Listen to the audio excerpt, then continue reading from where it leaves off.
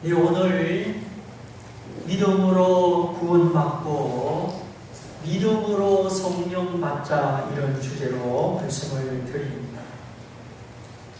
원래 구원이라는 말은 위기에서 건져준다 하는 뜻입니다. 질병의 위기, 관계 파괴의 위기, 사망의 위기, 멸망의 위기에서 건져준다 그러한 뜻입니다.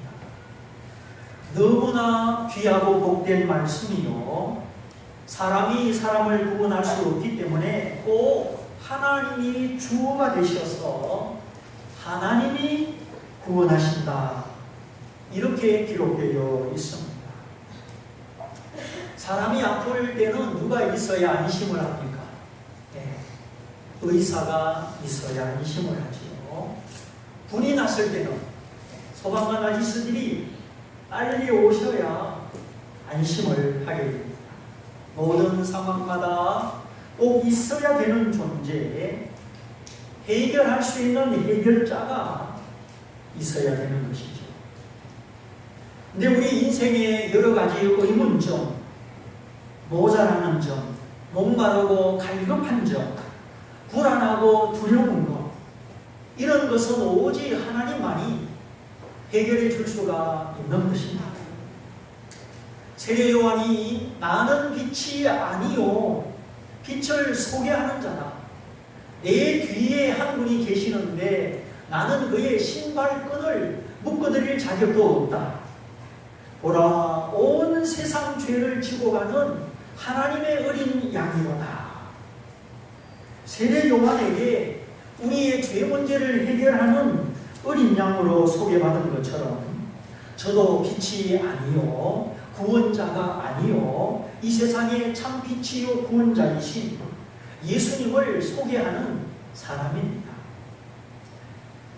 지난 시간에도 사람은 잘 변하지 않는다. 좋게 변화되면 좋은데 오히려 퇴보하고 변질될 수 있는 가능성도 있습니다. 자꾸 직장 상사에게 야단을 맞고 무리한 요구를 당하고 억울한 일을 당하면 그만 마음이 좋아지고 우리 마음의 문이 닫히기도 합니다. 더 이상 상처받기 싫어서 높은 벽을 쌓고 그 벽 속에 홀로 외롭게 살아가는 사람들이 많습니다. 그래 집집마다 강아지들이 늘어가는 것 같아요. 정말 나는 내 인생의 경주를 안전하게 행복하게 다 통과할 수 있을까? 나이가 들어가는 만큼 지나간 시간, 지나간 삶의 의미와 가치를 확신할 수 있을까? 그리고 언젠가 죽음 앞에 서야 될 텐데 그 죽음이 내게 벽이 될 것인지 새로운 세상으로 인도하는 문이 될 것인지 우리가 철학자가 아니더라도 조금만 진지하게 생각한다면 충분히 미리 생각해 볼 수 있습니다. 이번에 병원에서 메르스가 많이 전파됐는데 근데 119 구급대원 아저씨들은 한 사람도 감염자가 없었다고 합니다. 그 이유는 앞절 내에 에볼라를 경험하고 준비를 했기 때문이지요. 전신 방호복을 10,000불을 구입해서 이번에 2,000불을 사용하고 8,000불이 남아있다고 합니다. 이렇게 119 구급대원들은 생각 속에서 구체적인 현실 속에서 미리 대비를 했기 때문이죠. 근데 우리나라를 대표하는 삼성병원에서 왜 그렇게 감염자가 많이 나타나느냐? 그 이유는 두 가지. 하나는 삼성병원이 삼성회사 계열이잖아요. 그냥 병원이지만 속사정은 회사와 같은 방식으로 운영되고 있다는 겁니다. 그래서 의사나 간호사나 의료진들이 좀 자발적으로 창의적으로 움직이기보다도 회사처럼 짜여진 조직과 하향적 지침과 굳어버린 매뉴얼 그 틀 속에서 움직이다 보니까 좀 자발적인 신속한 대처가 안 되었던 것입니다. 또 하나는 병원이지만 회사처럼 영리를 추구하는 이익 집단이기 때문입니다. 그래서 최고의 시설, 최고의 의료진을 갖추었지만 회사처럼 움직이는 그 삼성의 특징 때문에 그런 일이 일어났다. 그런 지적이 있습니다.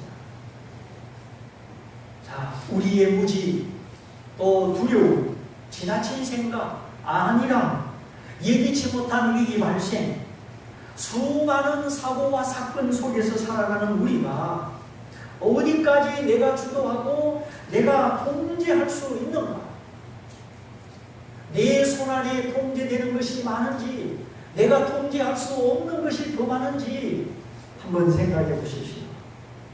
그러므로 과연 나에게는 구원자가 필요하지 않는가 하는 것입니다. 요즘 또 하나의 사회적 문제가 보복운전이죠. 막 13km씩 따라가면서 끈질기게 방해하는 사람, 또 고속도로 1차선에 그냥 승용차를 세워가지고 뒤따라오는 버스를 막 세우는 사람, 집에까지 막 따라가서 괴롭히는 사람, 참 각양각색입니다. 과연 이 세상은 구원받지 않아도 되는 세상인가? 며칠 전에 미국에서는 총을 쏘는 드론을 개발한 청소년이 있었습니다.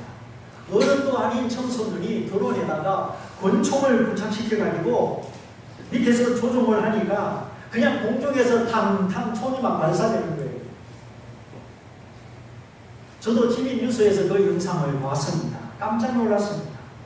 그런데 관련 규정이 없어서 처벌 대상이 아니다.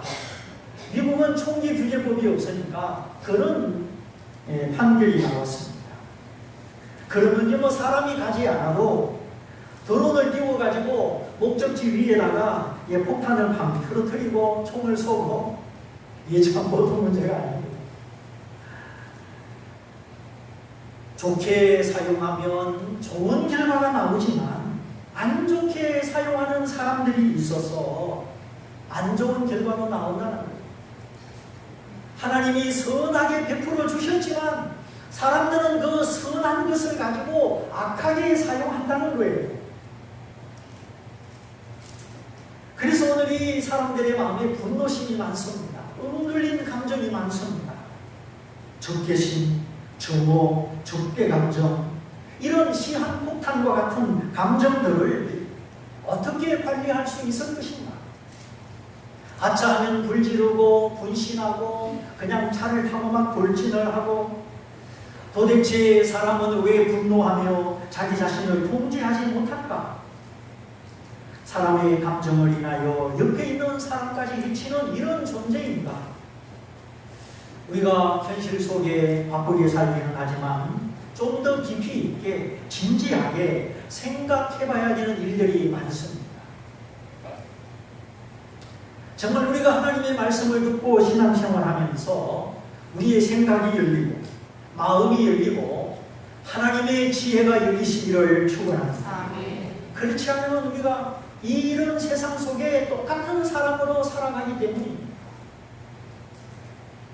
그래서 우리에게는 생각하는 한계가 있고 또 우리 스스로 변화시키지 못하는 한계가 있고 내가 나를 보호하지 못하는 한계도 있습니다.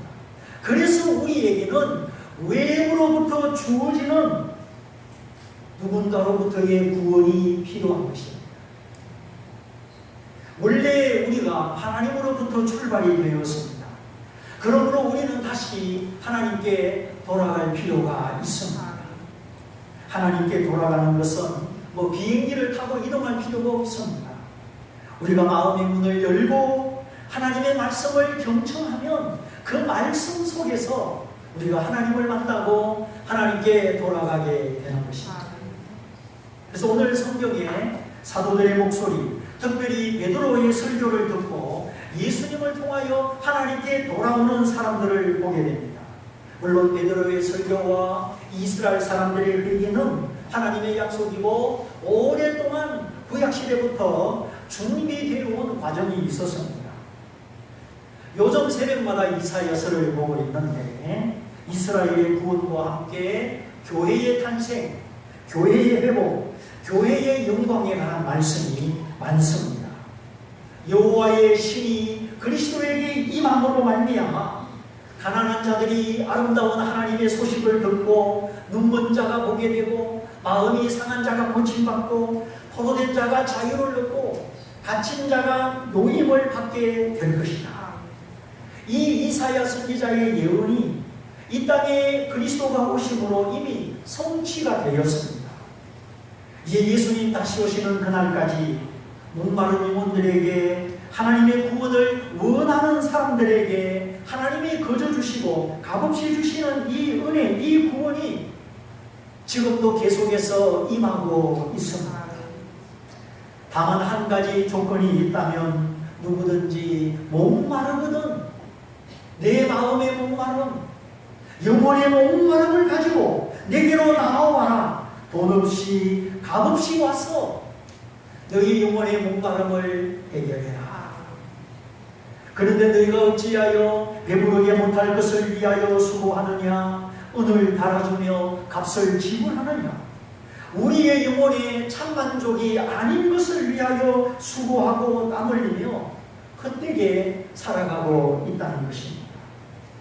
그러므로 하나님이 이 지구상의 수많은 인생들을 보실 때 하나님의 눈에는 너무나 어리석은 수고가 많고 진정한 만족이 없고 참된 가치, 참된 투자에 대한 분별력이 부족하다고 평가를 내리시는 것입니다. 제가 이제 한국 나이로 6학년이 됐는데 언제 이렇게 됐는지 언제 세월이 지나갔는지 전혀 계산이 안 됩니다. 감이 잡히지를 않습니다. 나도요 유림이 말할 때가 있었는데 탈탈 들 때가 있었는데 언제 이렇게 할매 소리를 듣게 됐는지 감이 안 잡힌다니까요. 여러분의 나이는 감이 잡히십니까? 정말 화살 같고 한밤중에 꿈과 같은 신속한 인생입니다. 우리가 언제 하나님 앞에 서야 될지 모르는 것입니다. 그래서 우리가 나중에 가서 후회하고 땀을 치고 통곡하지 말고 하루라도 한 살이라도 젊었을 때 하나님을 만나고 구원을 받으며 참된 인생을 살아야 하겠습니다. 여러분 호박은 언제 따야 됩니까? 그냥 조망만할 때 따도 안 되고 늙은 호박이 돼서 질기고 맛없고 그때 따도 안 되고 그래서 우리가 구원을 받을 때는 바로 지금입니다. 하나님의 말씀이 들려오고 하나님의 난로라고 부르시며 하나님의 오래 참으시는 지금이 바로 우리가 구원 받을 만한 때요 은혜를 받을 때입니다. 오늘 하나님의 말씀 앞에 어찌하고 어떻게 하면 좋겠습니까? 하나님의 말씀을 들어보니 내가 하나님을 거역하고 거스리며 살아왔는데 이 잘못을 깨달으니 내가 이제 어떻게 하면 좋겠습니까?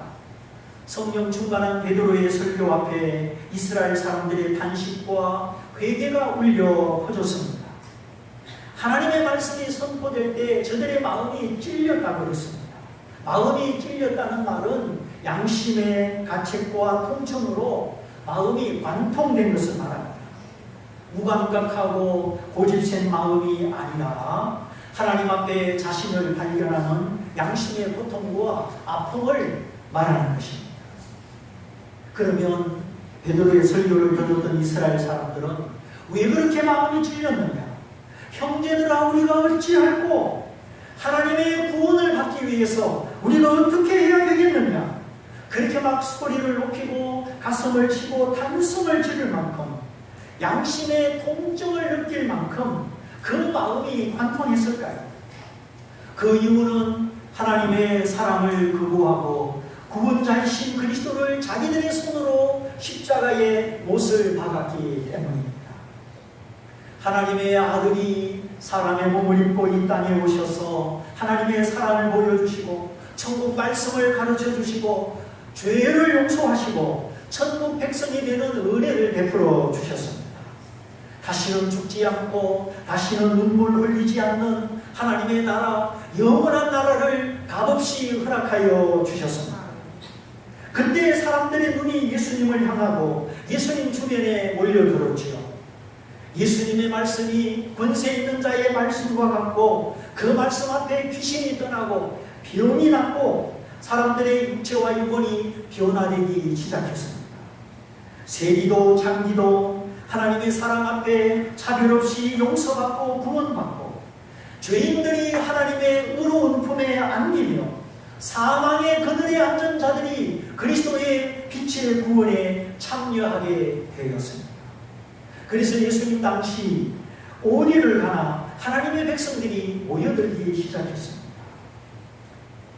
주님이 십자가에 달리실 때 두려워서 흩어지고 도망가긴 했지만 부활하시고 주님이 성천하실 때 무려 500명의 사람들이 하늘로 올라가는 예수님을 보았습니다. 그때 너희는 위로부터 능력을 받을 때까지 예루살렘을 떠나지 말라. 예수님의 분부를 따라 그 감람산에서 마가 요한의 다락방으로 돌아온 사람들이 있었는데 그들의 숫자가 120명이었습니다.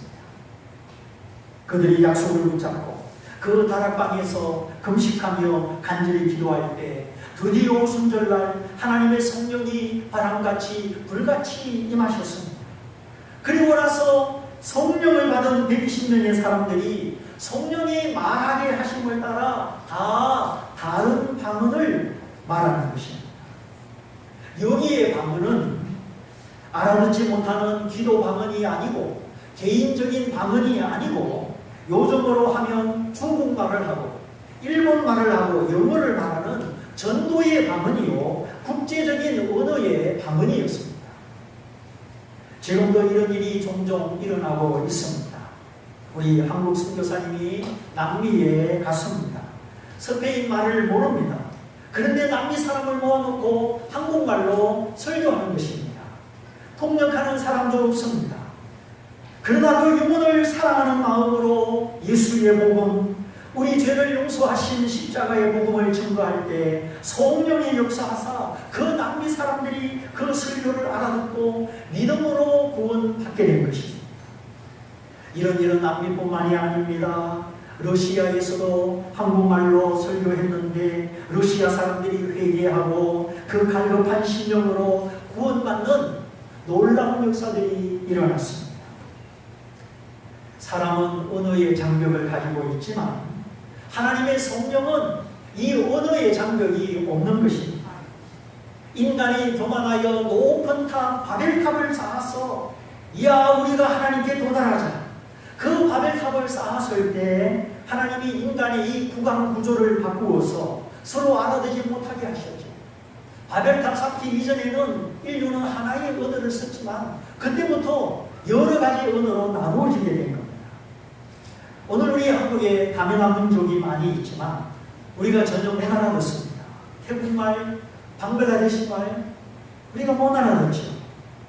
그런데 사도들이 오순절날 성령의 충만함을 받았을 때 하나님의 성령이 말하게 하심으로 그 당시 천하 각국에서 모여든 유대인들이 각자 자기가 살고 있는 그 나라 말로 다 알아듣는 것입니다. 하나님의 큰 일을 말하고 구원의 일을 말할 때 바데 사람, 메디 사람, 엘람 사람, 메소포타미아 사람, 오늘날 그 이란의 유프라테스 강 동쪽에 흑해를 지나서 심지어 카스피해 그 아래에 있는 그 지방 사람들이 자기가 살고 있는 나라의 말로 베드로의 설교를 다 알아듣는 것입니다.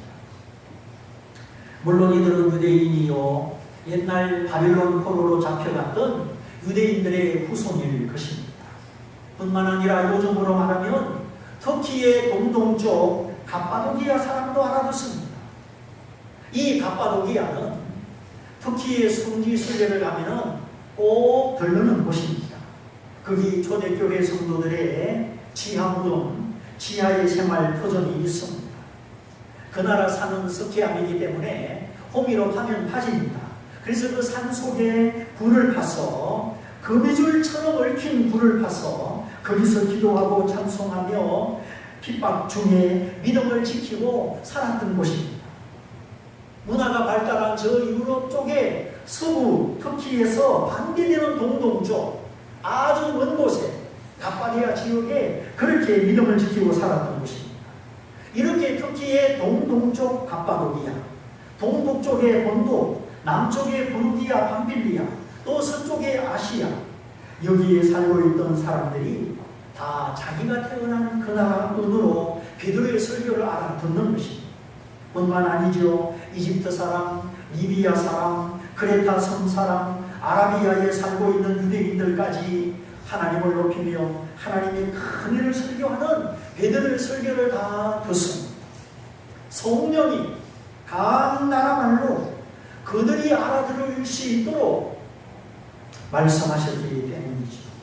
그래서 천하각국에 모이는 유대인들이 다 깜짝 놀라가지고 이 어찌 된 일이냐, 우리가 살고 있는 각 나라의 말로 하나님의 큰 일을 듣는구나 막 놀라기도 하고, 또 어떤 사람들은 저 사람들이 술 취했다 조롱도 하고, 그때 사도 베드로가 소리를 높여서 담대히 증거하지요.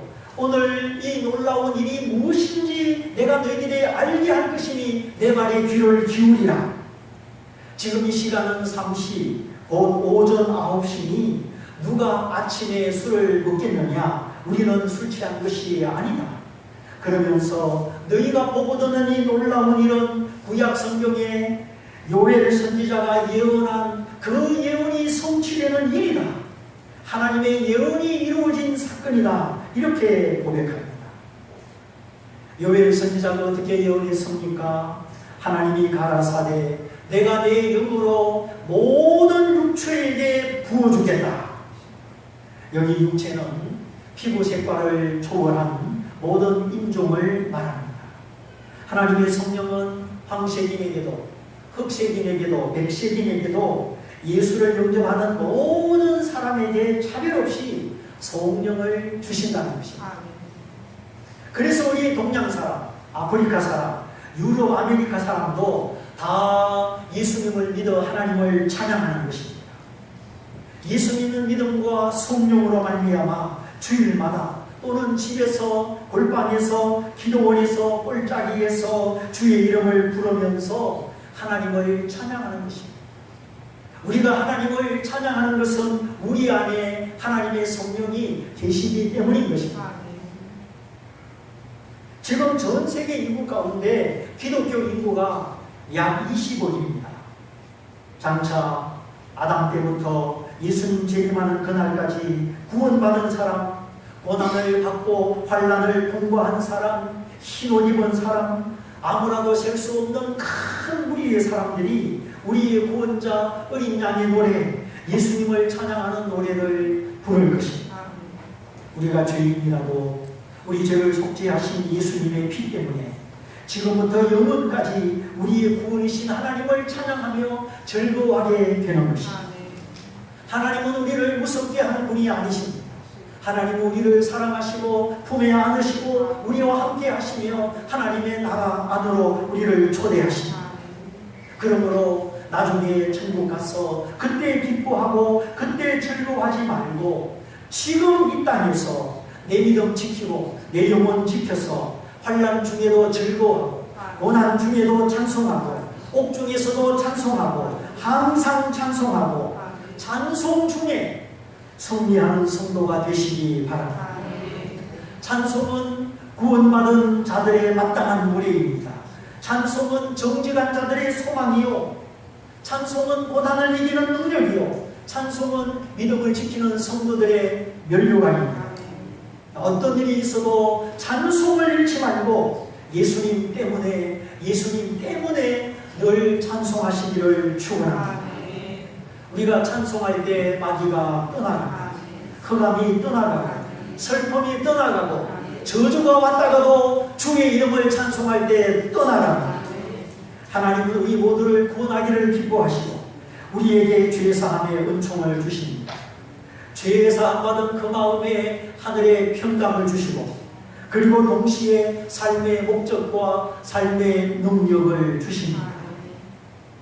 풍성한 구원을 주시고 완전한 용서를 주시고 아낌없이 차별 없이 성령을 주십니다. 모든 육체, 황색인, 흑색인, 백색인에게도 주십니다. 그리고 그 모든 피부 색깔의 자녀들, 즉 아들과 딸들에게 주시고, 젊은이들, 청년들에게 주시고, 늙은이들, 나이 많은 노인들에게도 성령을 주십니다. 우리나라 일제시대 때 한글을 배우지 못한 할머니들이 예배당 가서 예수 믿고 성령 받았을 때 배우지도 않은 한글 성경을 줄줄 읽었었습니다. 성령은 모든 육체의 영이요 언어의 영이시기 때문에 입술에 은혜를 주시고 언어의 은총을 주십니다. 그래서 우리가 성령이 충만하면 우리 입술의 말이 달라지는 것입니다. 그래서 너희의 아들과 딸들이 성령을 받으면 예언할 것이다. 그 입술에서 하나님의 말씀을 말하게 될 것이다. 청년들이 성령을 받으면 환상을 보고, 노인들이 성령을 받으면 인생을 후회하며 실망하는 것이 아니라 꿈을 꾸게 될 것이다. 여러분, 늙어도 심심하게 살지 않으면 성령으로 살아야 되는데요. 왜 성령이 꿈을 주십니까? 늙어서 맨날 파투치고 그러지 말고 성령을 받아서 꿈을 꾸고 생각하고 즐겁게 그렇게 사셔야 되는 겁니다. 사실 언어에서는 예언, 환상, 꿈이 다 같은 단어입니다. 근데 예언이라고 하면 이 예언에도 종류가 있습니다.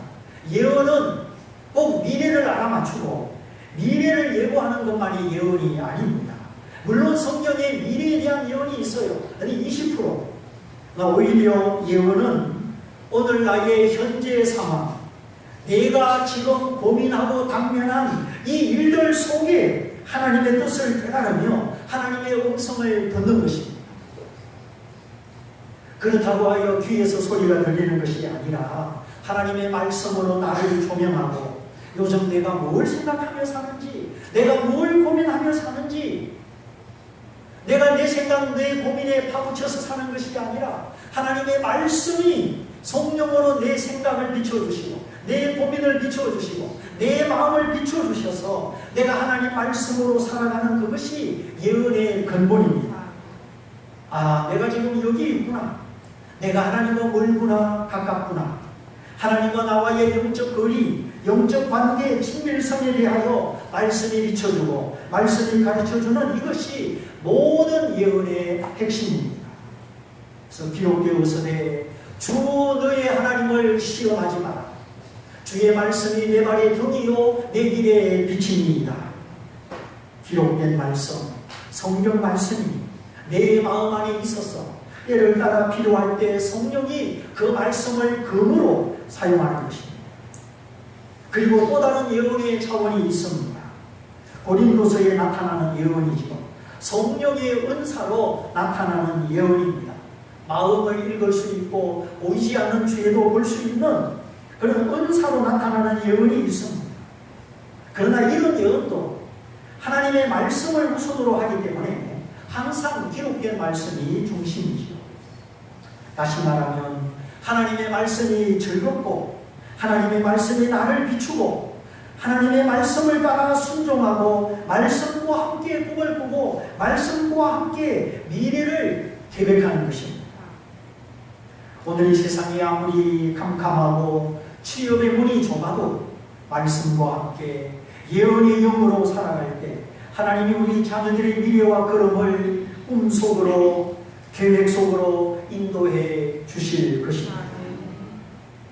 이렇게 하나님은 피부색에 상관없이 또 나이에 상관없이 아낌없이 성령을 주십니다.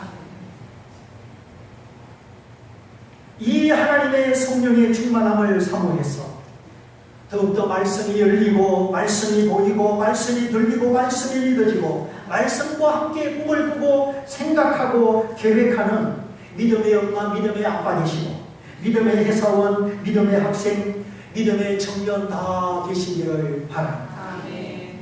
하나님의 말씀이 비춰지면 미래가 불안하지 않습니다.